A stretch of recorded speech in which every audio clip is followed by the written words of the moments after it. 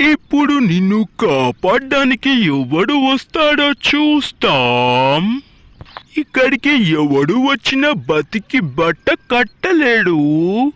నిన్ను కాపాడడానికి ఎవడు రాలేడు. ఒకవేళ వచ్చిన మా చేతిలో చేస్తాడే. రేయ్, వాగిన కాడికి చాలు ఆపరా. ఇప్పుడు నన్ను కాపాడడానికి వచ్చేది మనిషి కాదురా. మనిషి కాదా, జంతువా? అవునరా, నన్ను కాపాడడానికి వచ్చేది జంతువేరా. జంతువులలో రాజైన సింహం రా. అటు చూడరా, సింహం జోలు విదిలించి వస్తుంది చూడరా.